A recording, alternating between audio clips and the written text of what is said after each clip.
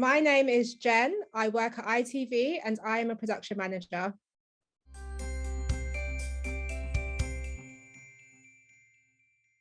So, production management basically requires being across everything, knowing what's happening at all times, knowing who's going where, who's doing what.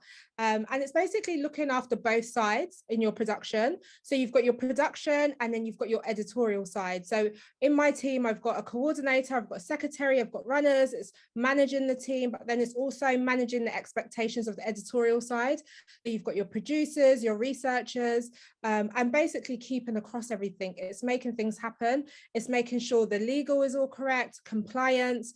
It's making sure everything's fine in post-production. And it's basically keeping across everything, making sure everything is done in the right way. It's like the glue that holds the whole team together.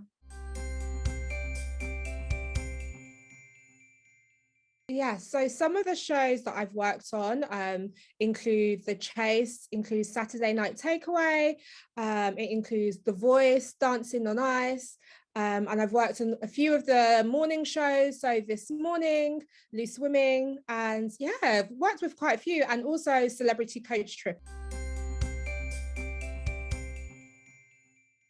So working in production, the benefit is that you get to meet celebrities all the time. It kind of becomes second nature. You'll just be walking in the corridor, the dressing rooms, and you'll see this person and that person.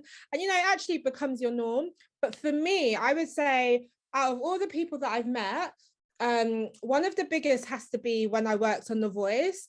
And at that time on the panel, it was will.i.am, Jennifer Hudson, Tom Jones and Ollie Murs. But seeing Craig David, who I had been singing his music since I was young, and he is just like the loveliest, for me was a highlight. So I think, do you know what, to be honest with you, when it comes to seeing talent, celebrities, I probably get most excited from the people that I grew up with.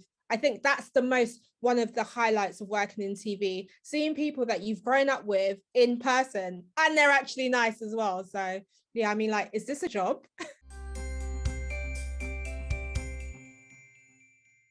Being organized is top of the list for anyone who likes to, have order. Organization, production management is the way forward. It's basically knowing how to prioritize, number one, because it's a very fast-paced role. There's a lot to do, but obviously there's only 24 hours in the day. But also knowing how to work well under pressure. In TV, there's a lot of deadlines, there's a lot of fast turnarounds, there's a lot of I needed that yesterday. So it's just working well under pressure, not feeling that pressure, and actually using that to your advantage, using that adrenaline to be like, we're going to get this done. And I would also say being a people's person, being a production manager, you're speaking to so many people all the time. There are so many roles that I don't think people realize in TV. And I feel like there is a job for every single skill that someone has. So if I start off with production, there's runners, there's production secretaries, there's production coordinators, there's production managers like myself, there's line producers, it goes up to execs, and it just keeps going. And then if I go to the editorial side, you've got researchers, you've got assistant producers, you've got producers, then you've got directors. And then on the actual floor on the ground, when there's filming, you've got the cameraman, you've got camera assistants, there's sound recordists, there's the lighting team. And even within these teams, there are so many other roles. Then you've got the floor manager, assistant floor manager, editors as well, which I nearly forgot, post-production managers. So there's hair, there's makeup, there's PA, you might have a location manager, but then even things like catering, cleaning, all sorts of roles are involved as well. So there's so much scope, no matter what your skill is. So whether you're someone who's quite introverted and quiet but like to get things done, or whether you're someone who's quite loud and quite likes to talk to people, there is a role for every single person. Growing up, I didn't know what I wanted to do, and I have to say there is nothing wrong with not knowing what you want to do from a young age. I kind of feel like you need to just test the waters. You need to see what you like. You need to get work experience. If you like something, try it. I remember I said when I was younger, I wanted to be a lawyer. I worked in a law firm for a week and I realized that was not for me. I kind of just found my way into TV, but the way that I did it was, so I went to university. I was actually studying something separate to TV.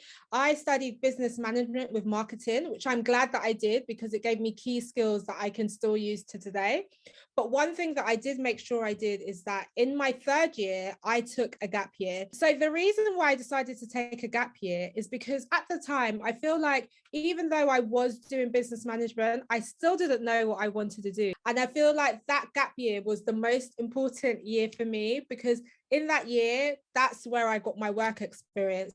That's when my foundation was made, and that's where I built my contacts. So I worked in 3 places in my gap year. So the first place was the Voice newspaper. I was only supposed to be there for a week. I didn't leave. I ended up being there for like 3-4 months. And then leading on from that, one of the people that used to write an article, I remember reaching out to her and I knew that she worked in MTV Base. And I just sent her an email saying, hiya, I'm working here. Can I get work experience? And she was actually really lovely. What you'll find is when you reach out to people, they are willing to help. You just have to have that confidence to reach out to people and you'll be surprised who will answer you back. So she said, yes, I can come down. So I went to MTV Base at the time. Again, I was only supposed to be there for a week or 2. I ended up being there for a couple of months. And on from that, I don't know if you're seeing a trend here. The more you do, the more connects you have. And then leading on from that, I was able to get the opportunity to work with the MOBO Awards. But all these different places that I was working at made me realize that actually this is exciting. This is something that I want to do. Then I went back to uni for my last year. And then when I came out of uni, I reached out to the lady who gave me the work experience at MTV Base, and she allowed me to work on a project with her. And it just happened to be that that was at ITV. And then when I went there, I made sure to get the contact of the person who hires all the runners. That was my one key thing to do when I was there. Get the email of the person that's hiring the runners. And then I did. And then after I'd finished there, I emailed her, no response. I emailed her again, no response. I think it was 3rd time or 4th time lucky. She called me in for a chat. And then I ended up being a runner. And that was that. And I just never left ITV. So I started off as a runner at ITV, and a runner is basically all hands on deck. A runner is helping out where necessary. It's being those extra hands. So it could be making that tea or coffee, or it could be collecting celebrities and taking them to their dressing rooms. It could be printing out scripts. It could be acting as a stand-in for a show. A runner is basically helping out where needed. And that's how I started. And that's how most people start. And you'll find that even presenters and people like that, everyone kind of starts in that entry level, which is that runner role. So when I started off as a runner, I made sure to do everything with 100%. So if it's making a tea, I did that 100%. If it's collecting a guest from reception, I did it with a smile on my face, because I feel like what happened to me and what happens to a lot of people who are successful in building up on their roles is that once you do a good job, there is always word of mouth, people telling other people that you did a good role. Because with TV, obviously, a lot of the time they are short-term contracts. But what you will find is that if you do a good job, you will be kept on for the next series. When I was a runner, I realized actually the production side is for me, because I'm less creative, but more organized. I like to plan, I like to make things happen. So I started off as a runner, then I went to a production secretary, which was a lot of booking travel, accommodation. And then I naturally moved on to production coordinator, which is a lot of doing call sheets, planning, booking crew, doing schedules, looking after your team, looking after certain amounts of money. And then I naturally moved on to a production manager. That's the good thing about ITV, or, you know, in most TV companies, is that you can naturally work your way up. So I am currently working at White City in West London. Our offices for ITV have just moved there from central London. And there are great opportunities here in West London, but also just in general, there are opportunities no matter where you're from to work in this industry. And the great thing as well about, being working in TV is the fact that you do get to travel. So there are some places that I've been to that I never would have thought I've been to. I mean, I've been to Tokyo, Japan. So growing up, I knew no one in TV. Like I literally knew no one. I started from the ground up.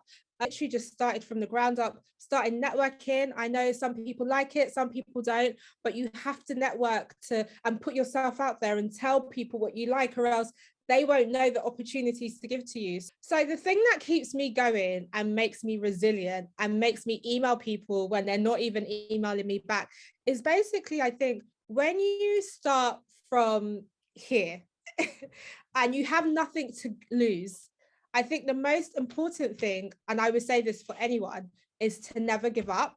I feel like if you believe in yourself and you know what you bring to the table, all you need is to get someone to listen to you.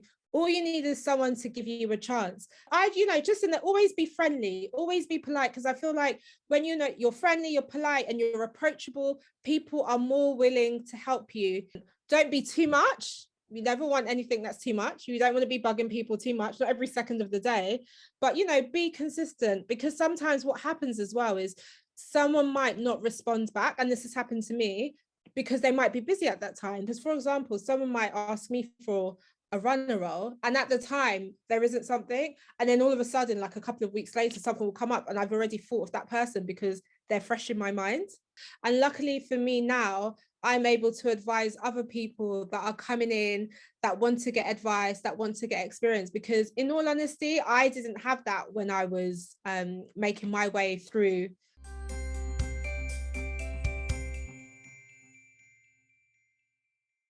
So firstly, I have to say that anyone from any background, any gender, any race, any religion can work at ITV. And that is the case for every other TV station as well. It's very open and it's very inclusive. When I first started out, which was 10 plus years ago, it was a bit of a culture shock for me, if I'm being honest. There were times I was in productions where I was probably the minority. And it took a while to kind of adapt to certain situations, because for me, I had grown up where there's been Black or Asian people. My secondary school and college was based in South London. And for me to be the minority, it was a bit of a culture shock. But what I have found is that over the last 10 years, there has been such a change and such a growth that it's going in a positive way. And because I've seen it from before to how it is now, there is definitely so many more opportunities, so many more schemes, so many more incentives. What I would love to see is, people from ethnic minority backgrounds in the more senior positions. I mean, it's great that we've got these entry level roles and schemes that are happening, but what I want more people to come in. I want more people to stay in TV. I want more people to grow and develop. So, when other people want to join, they can see other people like them and know that this is an industry that is welcome to all. I feel like the most important thing is to create an environment where people can see there are people of diverse backgrounds, and it will forever be a company or a production where you'll just get the best talent. It doesn't even matter what the background is, you'll just be getting the best talent.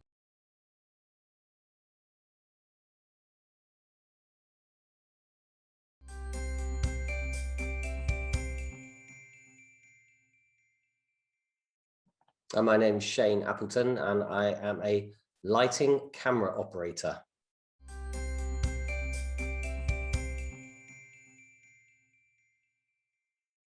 I think when I was in my maybe early teens, 12, maybe 11, 12, 13, a lot of TV shows that I would watch when I came in from school would quite often flip the camera around and show a little bit more of what was going on in behind the scenes.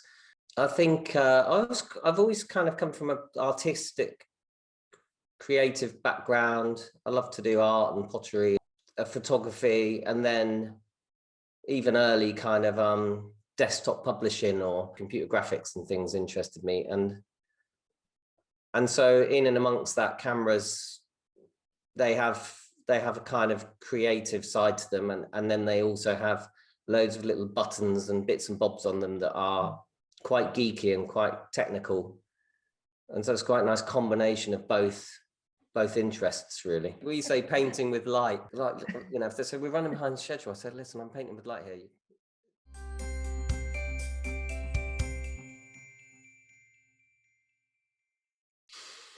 Probably many, but I have worked on a couple of children's programs for the BBC. I've worked on some Blue Peter shoots. They say, oh, I went off to do this last week. That's the stuff that I've done for them. I've been over to the Euros for a few tournaments to film for the football championship. It's basically ITV, or Channel 3's breakfast TV program. And I started on that when it was actually called GMTV back in the early 90s. And that was my graduate kind of trainee position I was offered after I finished all of my education. But it was mainly offered to me because I'd been badgering the person who was the boss of who was going to employ all of the crews, the TV crews, even while I was at college, regarding any sort of job opportunities they might have coming up.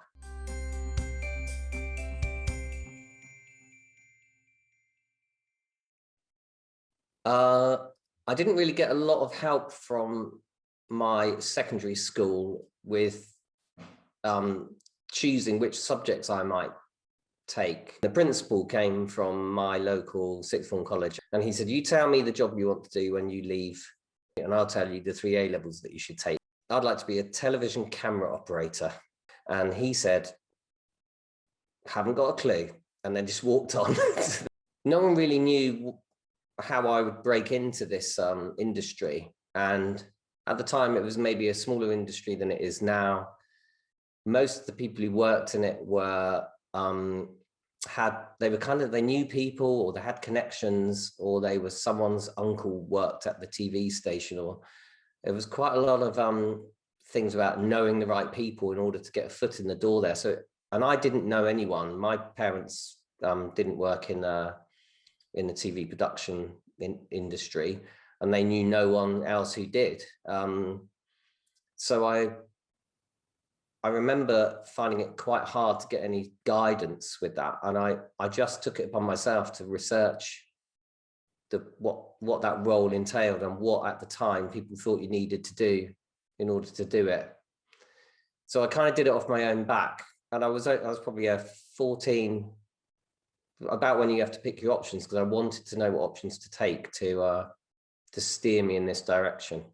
I basically found out that there were some degree courses in film production and television production, but there was nothing that kind of got you between wanting to do it at 14 and starting your degree at what would be about 18 or so. And so in the end, I just thought, well, I'll take some creative options. I took A-level art, A-level communication studies, and A-level graphics. I'd been advised by the BBC back in the day from a little leaflet about how to get a job as a camera operator, that you needed A-level physics and A-level maths to do this job. But I thought, I'm sure I can still do this thing without having those 2 qualifications, and here I am. So.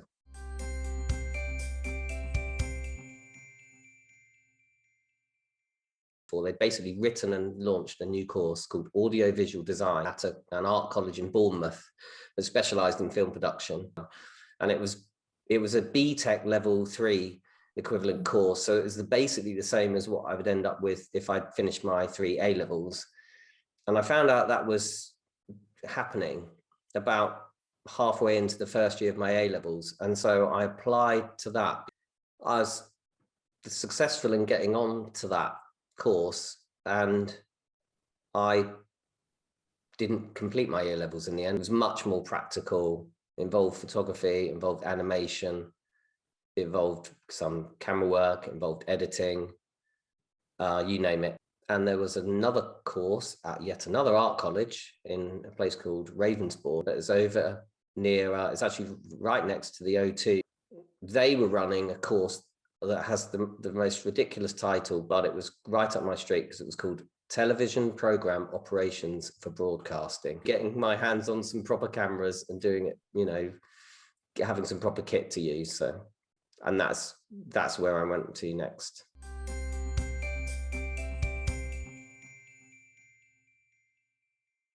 So when I was almost about to graduate from Ravensbourne, or a few months before, everyone started kind of putting feelers out for what job opportunities might be out there. And I'd been quite determined at the time that I wanted to become a news cameraman. I thought it might involve a bit of international travel. I quite liked the kind of fact that what you were doing had some sort of worth to it as well. I quite like the idea of sharing information that might otherwise be being held back. And so I badgered these two companies at the time that basically held the monopoly on news crewing from the UK.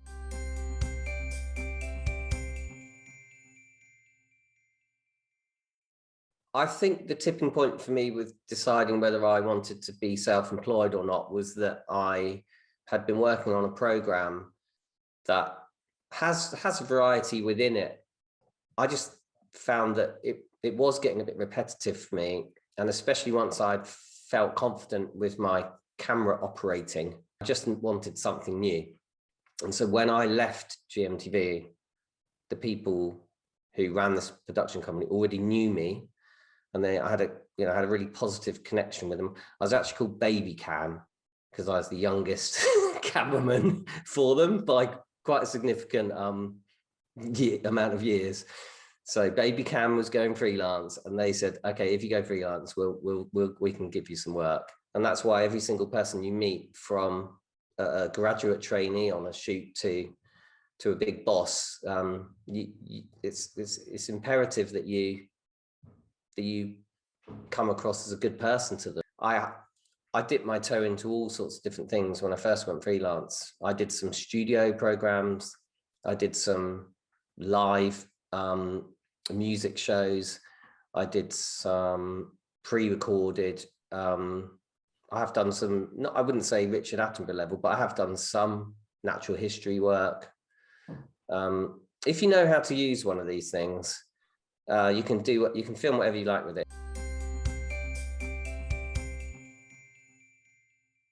The more challenging aspects of being self-employed are that you don't have the guarantee of a monthly income that you would have if you get a staff job somewhere. You don't get any paid holiday or sick leave or anything like that. You're on your own, and you need to manage your time. You need to manage what you charge for your time. You need to manage the times when, especially in the winter, being a location camera op, it's a lot quieter. So you need to work as hard as you can during the summer months, put a bit of money in the bank, and to keep you going when it goes a bit quiet in the winter.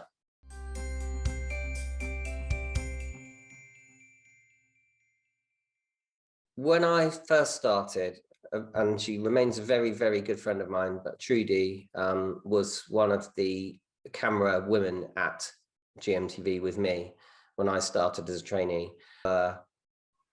19 men and Trudy. I think my term as a lighting cameraman is a bit old school. A bit like any industry on the whole, is that people just get pigeonholed. So you know, back in the day, if you were a woman and you wanted to get into the TV industry, they'd probably tell you should be a makeup artist. I think years ago, people did actually think that camera operators had to be hugely strong. I do remember a time when I went for a promotion within my job at GMTV, and I was actually told that I didn't really think I was suitable because I didn't look strong enough. It does weigh quite a lot, and it can be a bit tiring at the end of a long day if it's actually on your shoulder. The technology is changing, you know, year on year, and the reason this camera is so big, back in the old days, it had to be this big because it had all the technology that was inside it. You know, they couldn't make it any smaller. But most, you know, if you wanted to go out and try and make your own films, you could pretty much do one on your phone these days. A lot of the technologies that's in this is in this. That mentality of just taking a look at someone and assuming because of the way they look or what sex they are, what color they are, or what background they are, that they are or aren't incapable of doing something or other is something that sadly is taking longer than it maybe could do. But these people are moving on. You know, this industry is changing. Anyone can do this job if they put their mind to it.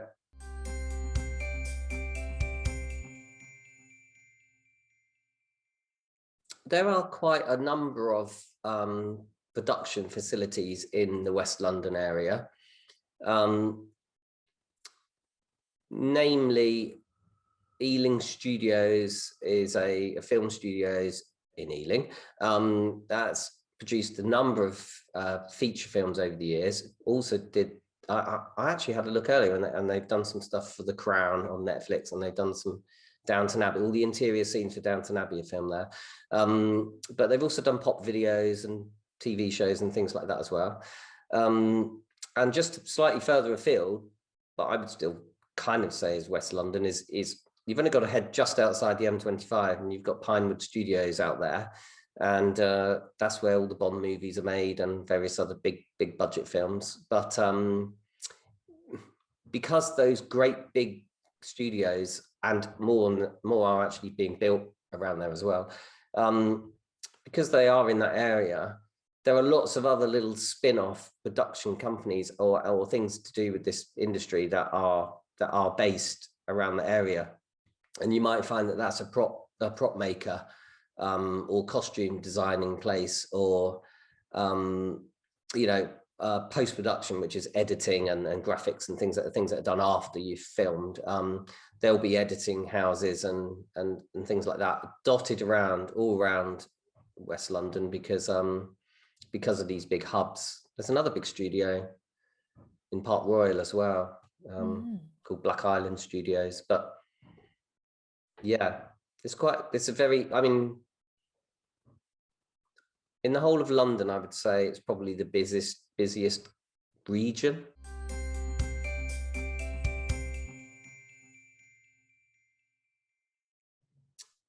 I think what's happening and what might be an opportunity for young people interested in any sort of form of production is that, you know, a lot of the things that would be very hard to get your hands on when I was a kid are now built into your phone. There would be no reason why you couldn't start to make some sort of you know, small films yourself on your phone, because you could probably then download an app on it that would allow you to actually edit that as well. I think you need to be very specific about who you target. Say, for instance, you really like the idea of getting involved in children's television production, for instance.